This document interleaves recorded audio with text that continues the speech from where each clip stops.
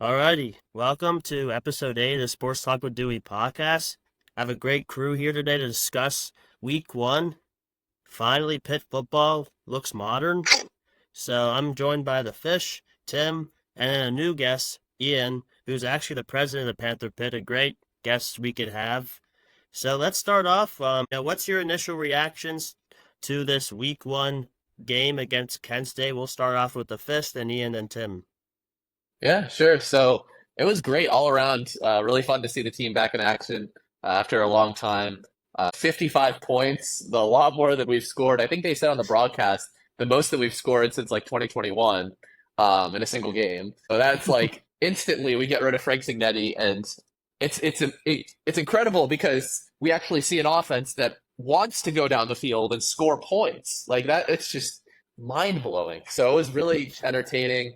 I love what I saw from some of these new additions, like Desmond Reed. He was just electric. 14 carries, 145 yards, obviously the big punt return. There were some good players on defense. Kyle Lewis made a lot of great plays, was a standout guy. Donovan McMillan, the Peters Township product, with his first interception. So there's a lot of things to be excited about. Obviously, a lot to work on as it's week 1. But overall, there's not much I can really complain about. It was just fun to see Pitt football again. Yeah, I think you touched on it with Reed. The running back room still does worry me. We saw Reed go down. He's a smaller guy. I don't think we talked. You haven't talked about it, Dewey, but the Rodney Hammond situation. Oh, I forgot. Really, that running back room becomes way more of a question because you have Derek Davis, who was a transfer from LSU, who switched to play running back. He looked good in a small sample size, but once you lose him, your running back room is like you're asking Che to play running back, who is a great guy in NCAA football. Don't know if I trust him to block like they had him in pass blocking when Yarnell was in. But other than that, I mean, you saw that one tight end play that got a lot of traction on Twitter where they fake the wide receiver screen. Bart cuts up, gets about 20 yards. I think that's just what you're going to see from Cade Bell. My only question and worry is, let's say this no-huddle offense, we go 3 and out, and then Narduzzi's defense has to go and play way more throughout the game. But besides that, I mean, we'll know on Saturday. So I was very impressed with what I saw on the offensive side. That first drive of the game, that was, like I tweeted, that was the most beautiful drive I've seen since 2021. Seriously, it was. So that made me really happy to see. Defense, beginning of the third quarter, right off the gate, that was a little concerning. Defense got torched a little bit, but it's stuff that can be cleaned up. It's nothing hazardous or anything. The offensive line needed to clean some stuff up there too. They were getting to the quarterback a lot. But other than that, I mean, a win's a win. You can't complain, and we'll get ready for Cincinnati. Yeah, I like a lot of what you guys said. The thing I was like, I'm so used to like a slow-paced Pitt football offense, so like the first drive, I was like looking down, they're already running another play. I'm like, what the heck is going on?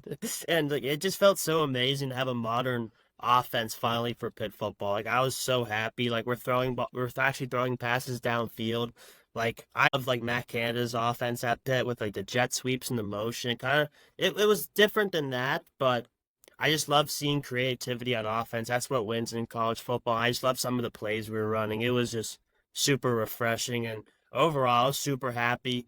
I feel like the score didn't really tell the whole story. Like, what was it, 55-24? Yeah, I feel like we kind of gave them a lot of points, so I feel like the only thing we need to work on is just cleaning up penalties and turnovers. They had some boneheaded plays. He's such a talented player, but that just can't happen this week in all the ACC games and, of course, WVU. But man, I was super happy. Other than that, it was a great game. Really happy how we played. So, Tim, in our Pitt football preview podcast, you were kind of going at Narduzzi's head. So, week 1, like, how do you feel about his coaching? Week 1, honestly, no complaints. I mean, it's a lot of trial and error, but there's a lot of unknowns coming into a game like that. I think he handled it well. I think he managed the game really well, which is something that is not a specialty, but I thought he managed it well. He let K. Bell do his thing, most importantly. He's not going to interfere, step in anyways. And he had the defense ready to roll. So, all in all, coaching-wise, I'll give him an A. I want to hear, yeah, it's good. I mean, I want to hear your guys' take on this. So like at halftime, like there was like 20 seconds left, and like we were still like trying to score. Where I thought I was like, hey, we're up like 2 touchdowns. Like, why don't we just kneel and go to half? So I have two coaching instances with Bell I want to talk about. That's the first one. So how do you guys feel about that? I agree with you that it was just kind of questionable. I don't know. I think we had a comfortable lead at that. Yeah, we were up like 28-14. I mean, obviously that's not like there were some dumb mistakes that made the game closer than it probably should have been in that first half. For sure. So there was like kind of a hole in my stomach. Like, this is like we should be winning by more. Maybe we should give it a shot and like go for like try to score points on that last drive. But at the same time, it's like going to the half with that 14-point lead, with the mistakes we're making, don't risk it. There's no need to like turn the ball over and give it to them in the red zone, and then all of a sudden it's a 7-point game going into the half, and they will get the ball to start the second half. Like that to me was baffling to me as well. I don't know. That was something that was a little bit unsettling. Correct me if I'm wrong, but was that Eli pick in the red zone? Was that in the second quarter? I don't remember. Yes, it was, because it was going down towards the Panther Pitt side. Yeah, because I think what that kind of left them with a bad taste in their mouth. They wanted to come back and like get that back before half. I think with a younger like offensive coordinator wants to play it more risky. I mean, that interception was really bad, and I think they wanted to get that bad taste out of their mouth before halftime. And Cade Bell can run a play every, I think, 5 to 7 seconds. So if you do get a good gain, you're back in field goal range, especially with how good Sauls looked. So I think they were just being aggressive, and I'm fine with it against like a Penn State team. But if we're playing like West Virginia and we're up 2 touchdowns, you take that lead in half and kneel it out. So I think that's just a learning curve, and I think it was more of like knowing who they were playing. You're up. Oh, you're right. It's fine. You have any take on it or? Yeah, I appreciate the aggression, honestly. Like what Ian said, that interception was painful to see. They want to try to get that back, and against Penn State, you can afford to do that. We will not see that won't happen against Cincinnati next week. You take that in the half, but I mean, it is what it is. So the second instance, I was pretty confused when the game was over. Like, I get it. Like, Yarnell, we were getting some action, but like, there's like 2 minutes left. Just like kneel the ball down. You kicked this team's butt. So like, how do you guys feel about like still playing when kind of the game was over? Let's get it over with. Like the game was too long. I mean, disagree with the sense that like, oh, you should just kneel the ball out and like go home, because there's a lot of players that are getting action there, like Che at running back, who he hasn't played that position before. It's good to get him some game action where you're actually like getting reps in that offense. Also getting Nate Yarnell accustomed to the offense, because there's a very real situation, like chance that, there's so much injury in football. Eli might come out, be ineffective, get hurt or something, then you got to throw Nate in. You can't have him completely cold, you know what I mean? So I think that was a good opportunity, like putting him in for the fourth quarter, playing that quarter out to just like get players like that experience lower in the depth chart. And I mean, I get what you're saying about games going on for too long. It's like commercials in college football are still ridiculous. Oh, you have the whatever, we're still running the clock after first downs now and whatever, what have you. Oh, this is going to speed up the pace of play. Games are still 3.5 hours long. It's like, just get rid of some of the commercial breaks. These are so stupid. But yeah, again, that's a separate thing. Yeah, I think we wouldn't be sitting here if the one guy didn't get that stupid, like, leaping penalty. I forget what. Yeah. Because that would have given like Yarnell like 7 minutes to like run a drive with the offense. Because my hot take is Pitt is still going to need Yarnell to win a game this year with how quickly they run the offense. Eli's not like the biggest guy. We talked about the line being bad. Specifically, I think like the guard spots are very worrying to me. So I think like you need Nate to be in a position to feel comfortable in the offense and potentially win you a game in ACC play that could be have massive like season implications for Pitt. So I think he needed that experience, and I hate running plays there. Yeah, sorry, I didn't mean to. Go ahead. You're good. Nick Patty was always necessary. Like there's pretty much 1 or 2 games every year where we needed to use him. So I completely agree with you, Ian. Yeah, I wasn't surprised to see Yarnell keep slinging it. Doozy said all week, both guys are going to get reps. I mean, regardless of the time, they still got their reps. I appreciate it, not just kneeling it, draining the clock like Doozy is known to do. He let Yarnell sling it a little bit, so I was appreciative of that, honestly. I think that's why I was so like shocked, because I'm so used to Narduzzi just kneeling the ball down, so I wasn't used to us having like an initiative even when like the game's kind of over. So that's why I was kind of like, what the heck's going on? Fish, So you're out of the four of us, you were the only one not at the game. So how was like your experience like watching on TV, and did you like notice anything? It was just weird. It felt weird to not be at a Pitt football home game. Like it's been probably like the last game that I wasn't at home. I think it was Western Michigan in 2021, and thank goodness I wasn't Yeah. at that game. Yeah, that was our last new home game too. Right. Yeah, it's so it was just kind of crazy to not have like the whole rush of, oh, we got to get there a couple hours early to pass out rally towels and to get seats in the Panther Pit. Like that stress, a part of it is no longer like an issue. But yeah, as far as like watching the game is concerned, it was just kind of interesting because you get to see stuff that like if you're in person, you can't like really overanalyze things, or maybe the commentators say one or two things about the game that you don't really think about if you're like in person. So yeah, I just had a better sense of what was going on, kind of like with the defense of what players were playing well. Kyle Lewis flying all over the field. PJ O'Brien not playing well at all. The secondary is going to be a problem, that's for sure. But, you know, like stuff like that, that's kind of minor details that I wouldn't have a great sense of at the stadium. You know, it was nice to sort of have that step back and, you know, watch it from home. So, yeah. I mean, Ted, how was Ted for you? You know, sitting up top and not in the Panther Pit as well. It was very odd at first, honestly, just because you're so used to a certain thing. You're in the Panther Pit, everyone's around you, you're screaming, you're jumping for 3 hours straight. I sat down and I watched a football game in Acrisure Stadium I sat in my seats and watched it. It was bizarre, but I actually really enjoyed it. I wasn't winded afterwards. I really like being in the general mission. I had my voice afterwards. I had my voice. My voice was still intact for the most part. I was the same way. Like I put on an Instagram story. It was so weird. Like I haven't been to a game with my dad since like 2019, which was pretty like wholesome, I guess. But yeah, it was super weird. Like not jumping during Seven Nation Army. That was so weird for me. Not going to the game like 5 hours before. Like sitting in the Panther Pit, like I didn't even get to focus on the game. There was just like always so much going on with our friend group. And like it was just hard to focus on the game. Oh, it was so like I actually like got to watch the game and like focus on what was going on. Panther Pit, I was never focused on what was going on, and it was also it's sometimes kind of hard to see what's going on from behind the end zone. But yeah, it was definitely different. Like I definitely was more focused on the game. It was weird, but I did enjoy it also. I definitely feel like it was time to retire from the Panther Pit. So Ian, let's talk to you about the Panther Pit. First off, like how was it like having rally towel goat not be there?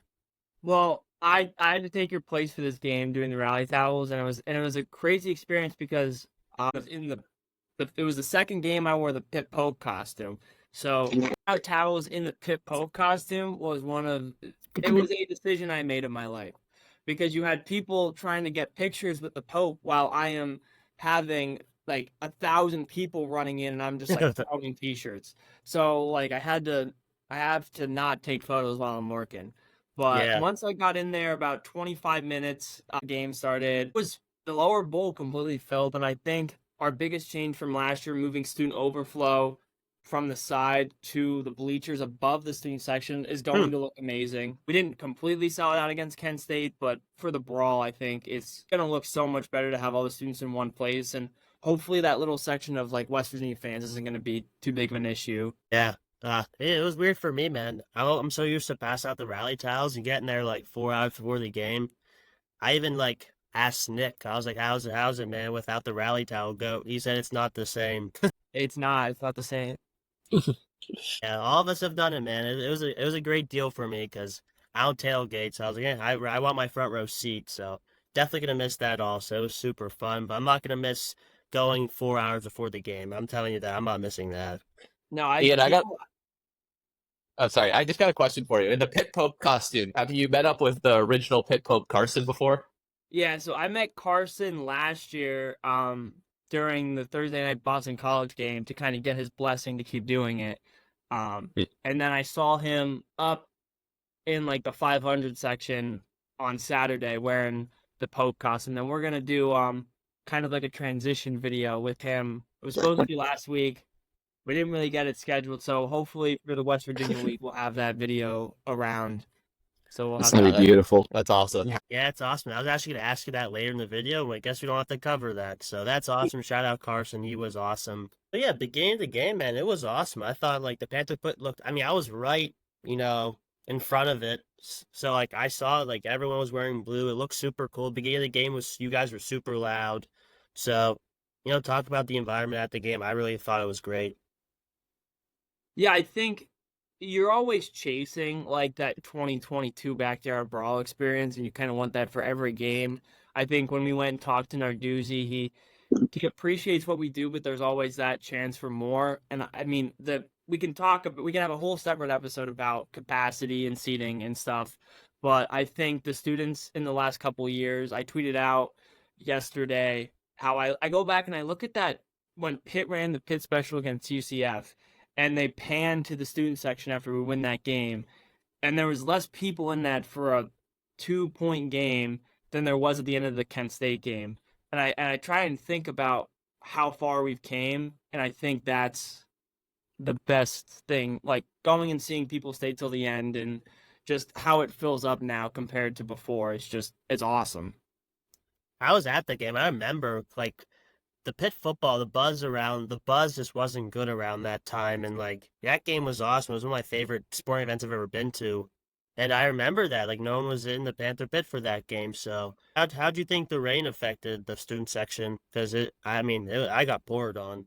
Well, I think the Boom actually tweeted something out about how the commentators shouted us out because Mr. Brightside was playing while it was raining, and everyone, at least in the lower bowl, stayed up and was cheering and singing the song. And a lot of the other reporters at the stadium were saying how like everyone was running for the exits, but all the students were there. I think rain doesn't affect 18 to 22-year-olds as much as it does season ticket holders. So I think rain kind of excites the students, especially with how hot it was. I mean, I was in a Pope costume. It was very hot. So the rain actually, I think, helped cool everyone down. Yeah. When people complain about the attendance and everything, you cannot put any of that on the students. I mean, especially as Saturday showed. I mean, they show up. They do their part. Yeah, it's just those other tickets. I mean, the alumni just don't come back. That's what's upsetting about it. PA was not very good for that game, I'm not gonna lie. It was as expected, honestly. There was no buzz before the game. It was pretty easy. Like, yeah, it was upsetting, but Yeah. it's kind of expected, like Tim said. The Penn State fans on Twitter were too worried about West Virginia not having anyone in the stands to be worried about us. That's all they care about, attendance. That's all they care about. Yeah, it's a task. So a common problem of the Panther Pit is when Sweet Caroline hits, it just clears out, and that's what happened on Saturday. So Ian, what's your opinion on that, and how can you eventually improve that? So or if you even can.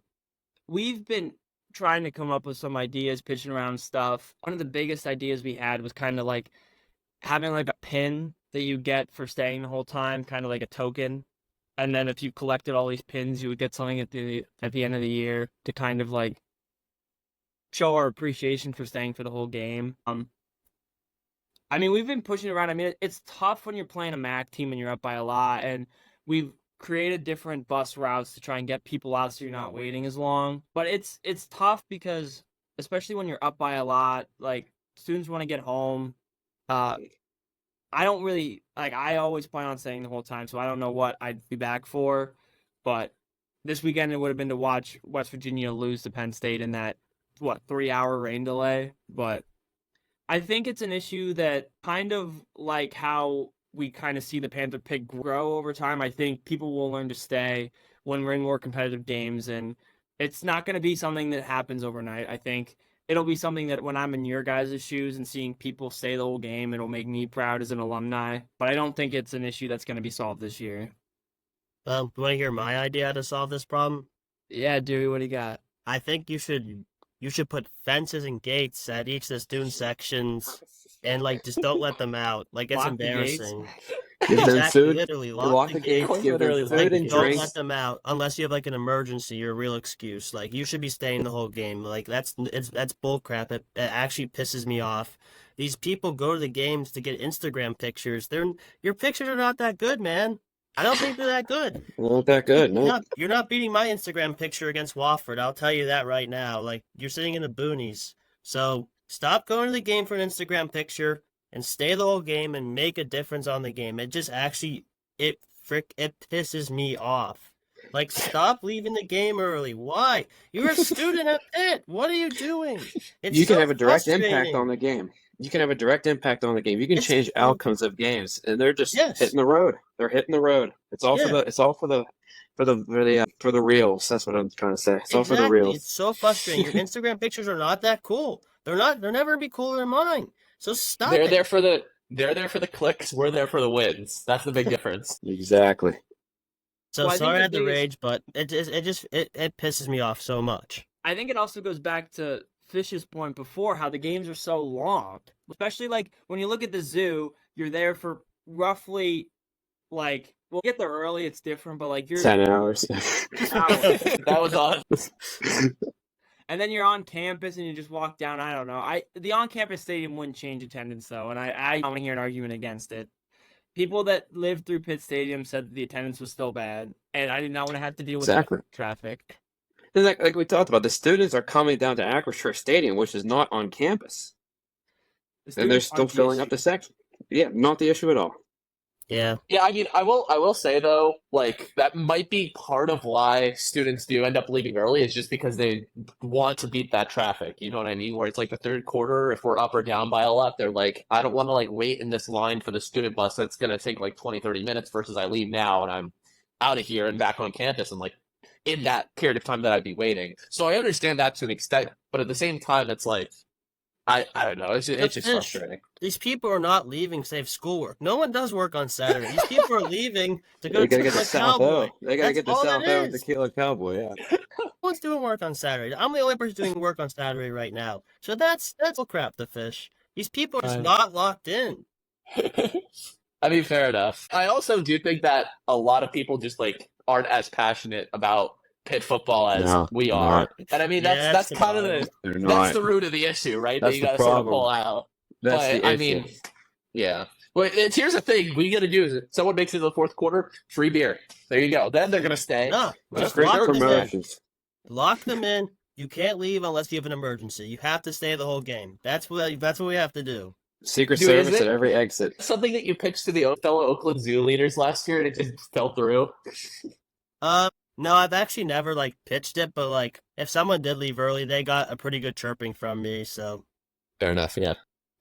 So yeah, that was a great discussion. Last thing I want to talk about is, man, why are we booing Kenny Pickett? I know it was. Oh my gosh. I know he had a really bad Steelers career, but this guy was just such a Pitt legend. He brought us glory. He won us the ACC championship. I just think it was ridiculous of booing him. So what are your guys' takes on that? Let me start this one off. Yeah, you got him. 2021 ACC champions. None of that happens without Kenny Pickett. None of that. Not even Jordan Addison. He doesn't happen without Kenny Pickett. You think Nick Patty's gonna throw him all those touchdown passes? None of it happens without Kenny Pickett. The whole you're screaming before the game, 2021 ACC champion. That doesn't happen without Kenny. So why are you booing him? That has nothing to do with the Pitt Panthers. It's all the Steeler people. You know, he did this, he did that. Don't bring it to the Pitt games. Do not bring it. It has nothing to do with Pitt. So just cheer him like he deserves. Yeah, quite honestly, the 2021 team was by far the best Pitt football team in my entire life. And it's not particularly close. Like I guess you can make an argument for 2009, but it's like, still, it doesn't come anywhere close. A conference championship, a Peach Bowl appearance, 11-3 or whatever we were. Like, again, like Tim said, that he hit it like the nail on the head. That doesn't happen without Kenny.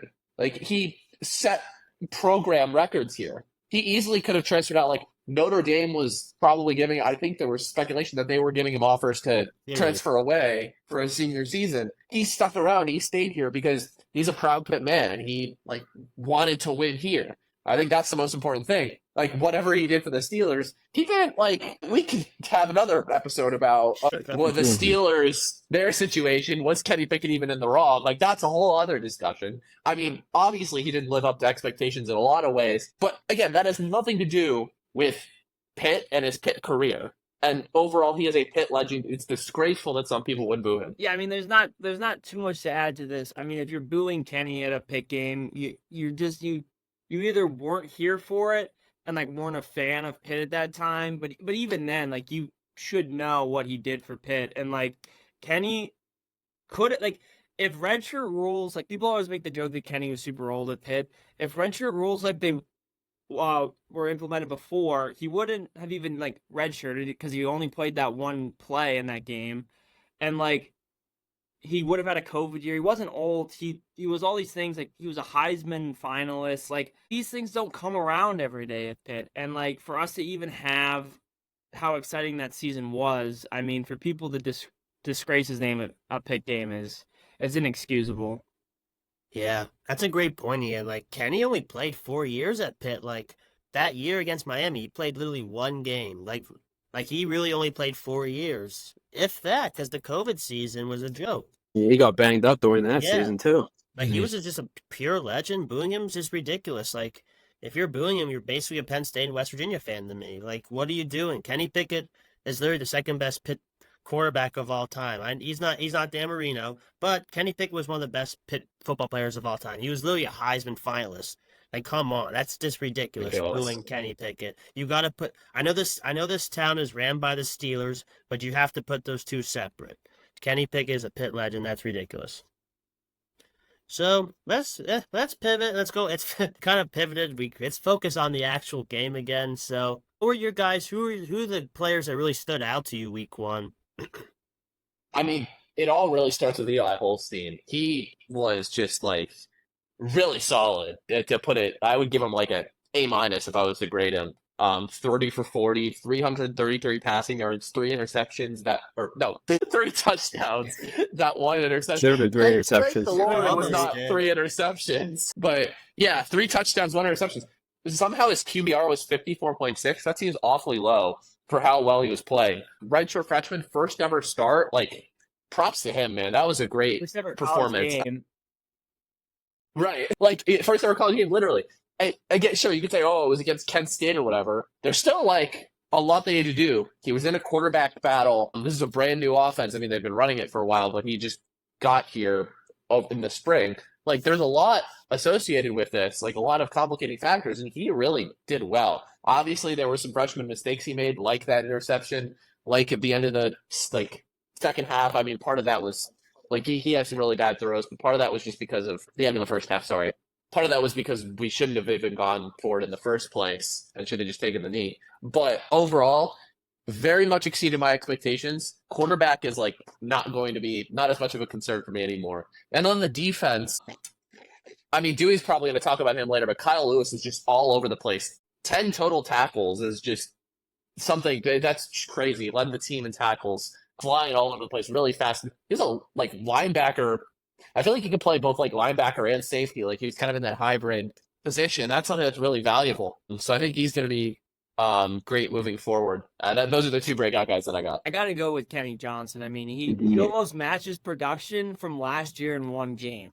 I mean, I wish we could hire Frank Signetti again so he could tell us what he didn't see in Kenny Johnson and then just recruit like everyone that is exactly like Kenny Johnson. I mean, that adjustment on the ball in the first drive, like beautiful. I mean, he was a true freshman last year, I get it, but we saw how explosive he was on his kick return touchdown. Like, it's a crime that he wasn't more of a potent part of the offense last year. I mean, he's just going to be, I think he could, if he doesn't transfer, he could be a Biletnikoff winner here at Pitt, be the next Jordan Addison. I think the talent's there.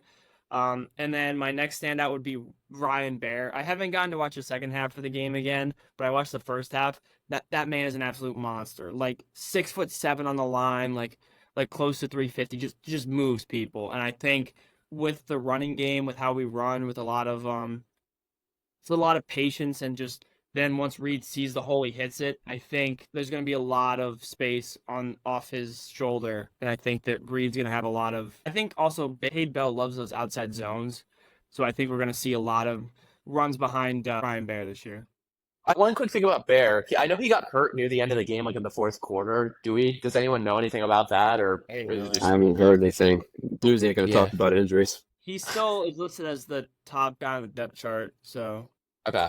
I wasn't sure. Like it was like a knee or ankle or something. It was like 7 minutes left in the fourth quarter, really late in the game. I was a little bit concerned because of how late it was. Why are the starters still in the game on the offensive line? But like I think he should be fine. I don't know. He's tough.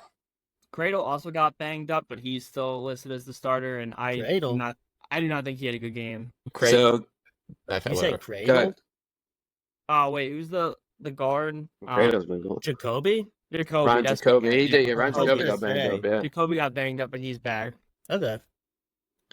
Kenny Johnson. I mean, I can't. I was talking on the podcast a few weeks ago about how I thought he was gonna have a breakout season and all that, and then Doozy started talking in his press conference about how he's had an up and down camp, banged up a little bit, got to have a high motor all the time. He came out looked like an NFL receiver on Saturday. I was so impressed. I'm so excited about him and his future. And then Desmond Reed, obviously. Again, Narduzzi was completely praising him all during camp. And then when I heard the Hammond news, I'm like, okay, Doozy's just saying all this just to try to get us excited about something. But no, I mean, he is a legitimate back. He can pass block. He can return, obviously. He does it all. He has that explosiveness in him. He's going to be – I was deeply worried without having him, but I'm feeling a lot better now after seeing Reed for sure. The thing Yeah. with Desmond Reed, one thing that I can add, they were saying on the broadcast that he was up for the Walter Payton Award last year, which is basically the FCS Heisman. Like, he is very, Wow. like, Wow. he's good. Like, he could have gone anywhere in FBS, and he chose to follow his offensive coordinator, so we're very lucky for that. We are in great Great hands. point. That's That's I for didn't sure. know that. Yeah. Mhm. So yeah, I agree with all you guys. I feel like that's my favorite part about Pitt football. Is I love seeing younger guys break out. I love seeing that. Holstein was awesome. He looked like an NFL quarterback. I mean, he was so decisive. He's just getting the ball out fast. He like knew where to go with it. He threw the ball in great spots where guys can catch it. He was awesome besides a few throws. But man, I'm really excited. Desmond Reed, oh my God, electric. Like, he's a little small, which kind of scares me. I don't know if he could be an every down back, but oh my God, he's so fast. The punt return, the touchdown run, like, oh, I'm so pumped for him. The receivers, Kenny Johnson was awesome. And how about Poppy Williams? I thought he was great. 2 touchdown catches. Bijan Reynolds didn't really make an impact in the game. I don't know really about him anymore. Konate is super talented, but man, you can't drop a punt like that. You can't, drop a wide open touchdown. That really made me mad. But I think he'll be fine. He'll bounce back. Ian, great job talking about Bear, but I'm going to talk about Lyndon Cooper. I thought he was fantastic at center. I mean, I was super high on him from NC State, and he was awesome. And then the defensive lineman, Matlack, was a beast. Jimmy Scott on the other end was amazing. Sincere Edwards was amazing. Like, we need some guys to step up on the line. They did. Those 3 guys were just making plays. The linebackers were they were incredible. Kyle Lewis is incredible. I thought he was the best player on Saturday. I mean, he was just on the ball. Like Fish said, he's like a safety playing linebacker. He's like fast as heck. He's on every single play. He kind of remind me of Servassier. Like, he just always on the ball. I think he's gonna be one of our best players all season. I thought Brandon George was great. I thought the Ohio U transfer, Key Thompson, was great.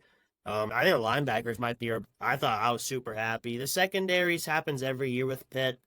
These guys struggle at the beginning. I think they'll get better as the season goes on. Oh my God, the sun just came out. That's crazy. But yeah, I'm super happy how a lot of these guys play. Secondary will be fine.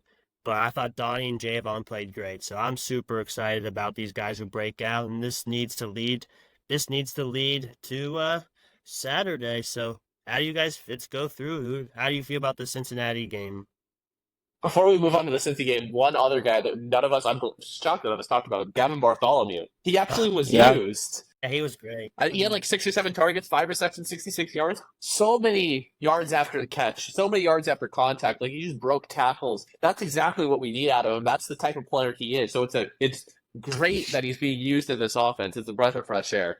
I just wanted to mention him before we move on. Yeah, thanks. The Cincinnati game. So their first game last weekend, they played Towson, FCS opponent, and they won 38-20. That's the score line is like pretty worrying if you just look at it like that, because it's an 18-point game to an FCS opponent. Neither team scored any points in the fourth quarter, so it's probably a lot of clock draining, a lot of running the ball. They had like a 64-yard touchdown, I think, in the third quarter by their running back, Evan Pryor, who had 4 carries, 105 yards. So he'll be someone to watch out for. Their quarterback, Brendan Sorsby, is also good. Receptions for 31 yards. 22 for 31, 383 yards, and 2 touchdowns. No picks. But their defense, obviously, was the thing that's sort of worrying. They allowed 244 passing yards, 194 rushing yards to Townsend, an FCS opponent. And if our offense plays as well as it did this past week, I think they could have a field day against the Cincinnati defense. So I'm going to take Pitt. It's kind of a high-scoring game, probably something like 38-30. Yeah. We'll go with that. I'm pretty confident about this game, but it's going to be high-scoring. Our offense is going to have to continue with the momentum that we had from last week, but I've got Pitt winning. Yeah, so I think Vegas agrees with you. I think when the Pitt game ended, Pitt was like a 4.5-point underdog. Then when the Cincy game ended, Pitt was like a 3-point underdog. Now it's like Pitt's a 1-point underdog. I think this game is like it's moving crazy. I think by the end of the week we might see Pitt being favored by getting a couple points. I think, yeah, like you said, Cincy giving up all those yards is big, and I think just that's a lot of rushing yards to give up to an FCS school, especially when they don't have Desmond Reed and they don't have a line the size of Pitt. I think Narduzzi did say that they're really good D tackle should be back. He missed the game against Townsend because of blood clots. He's been out all summer. But I don't know if they're just practicing for him. I feel like blood clots is a huge issue that he might not play a bunch. But I will have boots on the ground in Cincinnati in the Pope costume. Me too. The Pope costume. So I'm going to take Pitt 42-35 in a shootout. I'm feeling suddenly optimistic about this Cincinnati game. It's really good. It's going to come down to how clean of a game we play. We're going to be a fast-paced team, obviously. Got to play disciplined, no false starts all the time, no holdings. Got to stay clean on both sides of the ball. If they do that, I mean, I really don't see a reason why Pitt can't win. After last week, I'm feeling very optimistic. I agree with all you guys. You guys nailed it. I think if I like what Tim said, I'm like that's what I'm about to say. Like if we just don't turn it over, no more stupid penalties. I really don't see us losing this game. I really wish I could go, but I'm too busy with my schoolwork. So I mean, I'm super excited. I think we're going to win. Cincinnati's defense doesn't seem good. I didn't realize Corleone. I thought he was gonna be out all season. So that's definitely scary. But I mean, I don't know if he's gonna be able to play like the whole game. That guy's one of the best players in the whole country. But yeah, I feel pretty good. I think we're going to win this game. I didn't know Cincinnati's defense was that bad, so that should be an advantage for us. They're not going to be able to keep up with the pace we play at. Yeah, I don't have a score prediction, but I think Pitt's going to win, and I'm super excited to watch that game on Saturday. So, I think people you're forget. good, my bad. Oh, sorry. I think people forget like how close like that Pitt Cincy game last year was. I mean, it was like Phil's like second best game, and he was like 10 for 33 with 3 picks and a touchdown. One of the clips came back where like he like threw the ball like 50 yards in the air, and like someone like turned around and like it was like fielding a punt. Like we were close to beating them last year. They weren't good last year. If like we maybe hand the ball off like 5 more times, we might win that game. Like I think Pitt was a better team last year, and I think that they're far and away the better team this year. That's a great point. Like we sucked so bad last year, and we almost beat them. So like I think we're so much more improved than last year, and it doesn't seem like they improved that much. So like it just shows like we literally should win on Saturday. Like we should. Yeah, I think last year after beating us, they went and lost to Miami of Ohio. If I'm remembering correctly, the next week. It's like they weren't a very good team either. They just ran into us, who were just dreadful teams. I also just looked on DraftKings, and the over/under for the game is 59. That's very high, actually. Yes, it is. I was gonna say bet the over, but that's close. Yeah. So to finish up the episode with some recent events on my Twitter. There's always something I'm doing on Twitter. It ranges from the cheer team, the Jumbotron guy. Right. There's always something going on. So yeah, I tweeted out. My whole focus is like the backyard brawl, whatever. My whole focus is on Penn State. So I tweeted out, unquote, I hate Penn State more than anybody. They will not play Pitt because they are scared to lose to us. That is the sole reason. If you think it's such an easy matchup, then play us. It's one of the best rivalries in college football history. Do what is right. How do you guys feel about my tweet? I completely agree. I don't want to I was considering quote tweeting it or replying with something, but I'm not one for Twitter beef, so I'm just I don't know. I'd rather not. But if I was gonna reply, it'd be something like every Penn State fan that's under Dewey's tweet saying, "Oh, we're rent free in your guys' head." Stop talking about us. You're just proving his point that you're just entitled and think that you're better than us, so you don't want to play us. That's the reality of the situation. If we're gonna and there's all this talk of, if you guys would agree to a 6-4 home and away split, then we do it. Again, it's a superiority complex thing. We're both power conference teams. This is a historic rivalry. I don't know if there's ever been a time in the rivalry's history where we've done something like that. Frankly, any rival matchup, I'd like to see an example of something like that where they agreed to principles on a split like that.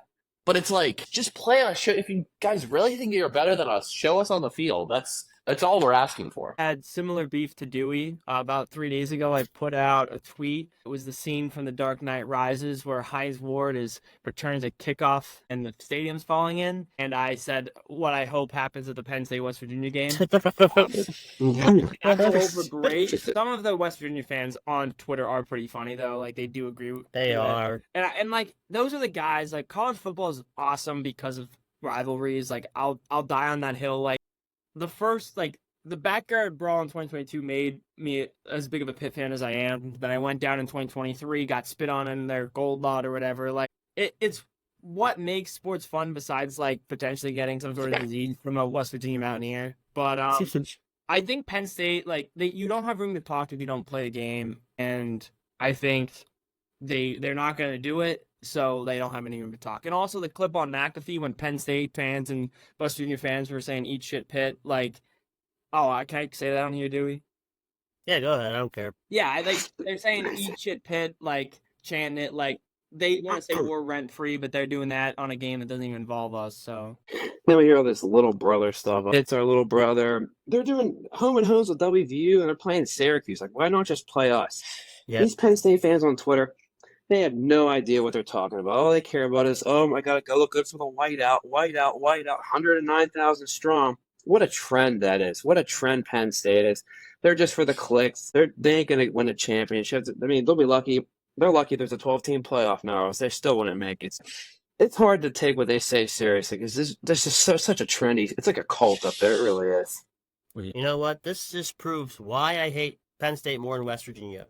At least West Virginia actually acknowledges our rivalry and will play us. Penn State doesn't play us. They think they're Ohio State and Michigan. You guys are not. You only have 2 national championships. We have a more recent conference championship than you guys do. You guys are not that good. You're not that good. What have you done the last couple of years? All you do is beat up on the bad teams and get smoked by the good teams. That's not that impressive to me. I think what Pitt has done the last couple of years is pretty comparable to what Penn State has done. You won't play us, but I think we have a better, besides last year, we have the same amount of college football playoff appearances. We have a more recent conference champion. We have 4 times the amount of national championships you guys do. We have way better NFL players than you guys do. You guys are not that better. You're not much better than us. I think, honestly, this year we could maybe beat you guys. I'm pretty confident after. So sign up for the game. Stop being scared. You guys are scared to lose to us. That's the only reason why. And The one year they actually won the Big Ten, guess who they lost to that year? Yes, they lost to.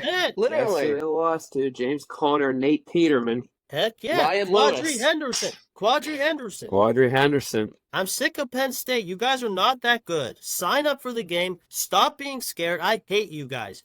Literally, I hate Penn State. Every bone in my body. I want nothing more than to play them in a bowl game. Oh my gosh. gosh. I want to play anywhere. They probably opt out of that. Sign me up. I'll be there.